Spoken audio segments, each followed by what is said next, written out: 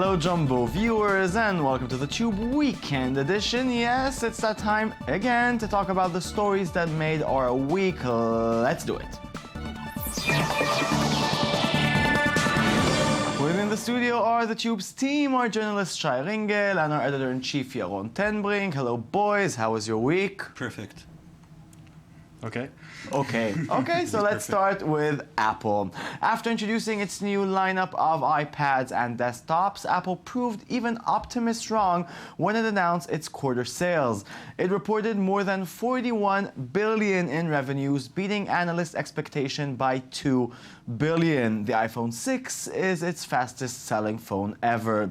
What's more interesting is to learn that Apple's laptops and desktops are selling more than ever, but iPad sales is seeing a decline. Is the tablet promise starting to fade? Shai, is it fading? Is it dying? Is it dead? You can say that. It's a big problem for Apple. Let's start from the top, that Apple has made a really good year in revenue and at the top of their game again, and the iPhone 6 is selling like hot cupcakes, and it's a very big success for Apple, which a lot of people wanted to see dead, and they said that Apple is not reinventing itself and it cannot be at the top again. So at the iPhone thing, we have a great success. But Apple wanted to introduce a revolution, which they call it the iPad, and they wanted it to sell more than their laptops. And seeing a decline in that area is a very big problem for Apple, who wanted to invent the post-PC era. But let's say it, I think they missed something with consumers. Most consumers who wanted a tablet already have one, okay? And the need to change one every year or two is not the same as it is with your smartphone that you carry in your pocket every day. If you have, let's say, an iPad Air that you got a year ago, the expectation that now, because there's a new iPad, you go and get that one is it verges on the insane. So I think the tablet is not dead. iPad is a very good product, but we don't need new ones at the same rate where we need new smartphones. Well, I don't know, but would people buy laptops, new ones, all the time? Yeah, because it's a work machine. We now consider the laptop as a work machine and the iPad as a media machine. And now that our smartphones, even the iPhone is getting bigger and it has that huge screen, people who will buy the iPhone 6 Plus won't need an mini iPad. It's like... It's almost the same size. It's almost the same. Yeah, it's I 5, 6. The king might be naked with the whole iPad thing, because I still don't understand what you're supposed to do with it between your laptop and your phone. No, it's for me, like, I have a very old iPad at home, like the first model they put out, and it's like, what do I do with it? It's not strong enough to work as I work on my laptop. It's too big to carry around as I do with my smartphone, and it kind of just lies there at home, and I don't use it that much. As a technology geek freak, is the iPad really a necessary? Yeah. Why? Because we still need that between area of the technology that will be for media consumption. Now the iPhone is doing a really good job, but I still can read books on it, and I still can read books on your iPad. Yeah, that's what I do with it as well. Books, magazines. The revolution is not. We haven't seen it yet, but if Apple will start thinking of new ways for the iPad to be the ultimate reading machine, we'll see the iPad growing. Now, Microsoft is taking it for the entirely different direction. They have the Surface, which is a good work product. You can work on your office. Yeah. I think one of the problems with Apple is that we expect a lot of them. They reinvented the smartphone. They reinvented the personal computer. So when they just bring out new products, we're disappointed as consumers, as tech people, and we expect like a revolution every year, which is not going to happen. It's more than we expect a lot from them. People really want to see them crash and fall. Yeah. Why is that? Because they're the big the big name. They're the big bad now. I mean, they have this closed garden model where all the software and all the hardware is theirs, and you can't really change stuff freely like you can with a PC or an Android machine. And even the language that Apple has, it's already so into our culture that we hate it. We see those Apple ads with the white screen behind, and we're like, oh no, these guys again. Okay, well, that was a little iPad talk about our Apple talk, and now let's move on. It's been another hectic week on the front lines of the internet's gender equality day debate. An Israeli fashion startup called MTKL, after one of Israel's elite army units, decided to promote itself with a calendar full of sexy models claiming to be soldiers in minimalistic wear inspired by military uniform. It caused, well, a small uproar on the Israeli web, but that was nothing in comparison to the FCKH8 campaign using little girls who curse like drunk sailors to promote gender equality. We'll give you just a little peep into the bleeped out version. Take a look. Pretty. Pretty. What the f***? I'm not some pretty f***ing helpless princess in distress. I'm pretty f***ing powerful and ready for success. So what is more offensive? A little girl saying f*** or the f***ing on equal and sexist way. Society treats girls and women. It's our future. So listen up, grown-ups. Here's some words more f***ed up than the word f***. Pay inequality. Women are paid 23% less than men for the exact same f***ing work. And women who graduate university with straight A's get paid as much as men who only got C's. So bad grades equal more bank? Just because you're a boy? Hello and hell no. Pay up, motherfucker. I shouldn't need a penis to get paid. Rape and violence.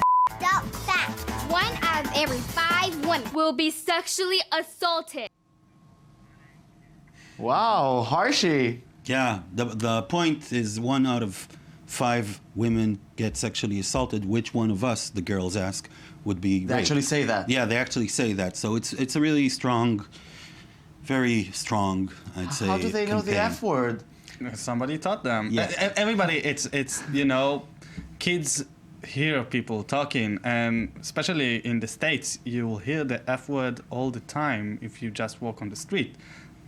And for us to protect them from bad words instead of protecting them for the real bad, which is the world, is kind of...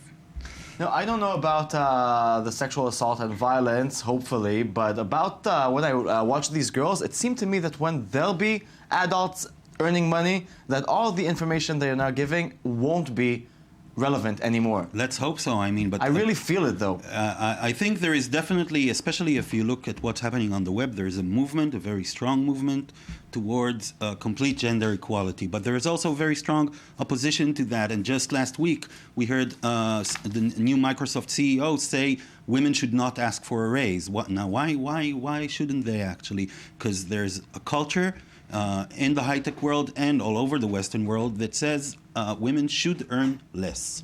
That's the fact. Is it changing? Should it change? For sure, it should change. It will change. I don't know. There's also the radical movement against, which we saw in the other video that we just shown, the military girls looking sexy, which is like, here's a video saying, look, girls, you're hot, you have a weapon, we need to look at you, we need to fantasize about you. And we need to use you to sell stuff. But am I naive to think that the military thing is not acceptable anymore? You're naive. It's very acceptable. People still think that. People still look at it at this way, and that it's the campaign itself is not a success because still not a success. I don't know what's going to be in another month. Talking about the military one. Yeah, it's not a big success. They didn't raise the money they wanted or Indiegogo yet. Not yet, yeah. But maybe they will because it sells and people are hearing and listening to them. And actually, Israeli army girls are an existing fantasy on the internet. There are porn sites dedicated to that. So there's a difference between having between fetishizing in your own personal and the way you consume your fantasies, and between marketing, selling, building an image to make money, objectifying. I'm not sure. I mean, military wear and military-oriented fashion is very popular around the world. So it really depends if the clothes are cool enough or not, I guess. I don't think there is an evasion to militarism in our fashion or in our society. My girls are going to be totally equal, and they won't know the F word until they're 30. Hooray for that. Okay, now we know that Google is responsible for the biggest content network in the world. That's YouTube, of course. But lately, Google is trying to up their own game by striking big promotional deals with Hollywood. They have a YouTube studio in LA, and lately they've been involved in some great projects such as the new Chris Nolan movie, Interstellar website, that's now on your screen, and the new Hunger Games YouTube web series. A quick look, and we'll be back here to discuss it. A new spirit is filling the hearts of citizens across every district. A new sense of purpose, pride, and unity. The power that protects. The trappings of prosperity. The radiance that inspires. The supremacy of progress. The harvest that sustains. And the loyal citizens who serve the capital. Love your labor. Take pride in your task. Our future is in your hands. No, lovely. So, Yaron, are Google and Hollywood a perfect match made in heaven? Yes, they are, especially for Google, and well, also for Hollywood. It's a great match. Google has tremendous power to promote stuff on the web. They have the designers, they have the content people. They created really beautiful work for Interstellar, the promotional website.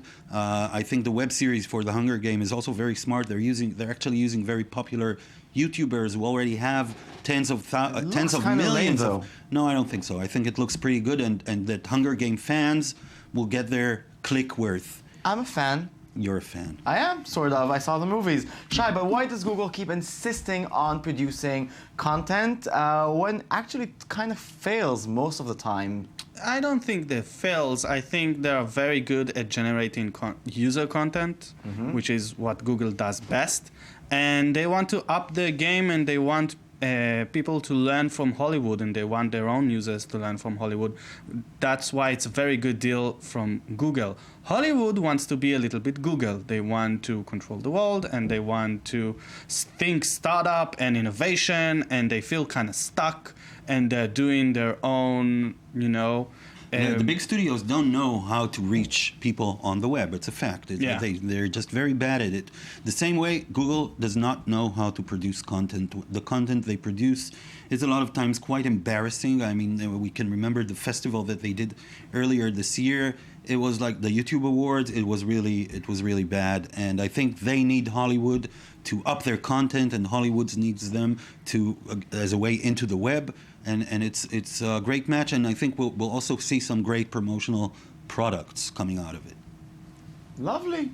Yeah. Good discussion. Now, we love it when Israeli video artists go viral, and Vanya Heyman has just done it yet again. We talked about him when he made an interactive clip for Bob Dylan's Like a Rolling Stone, and this time it's a brilliant clip to a new beatbox song by Israeli comedian Ro'i Kafri. It's Gorge.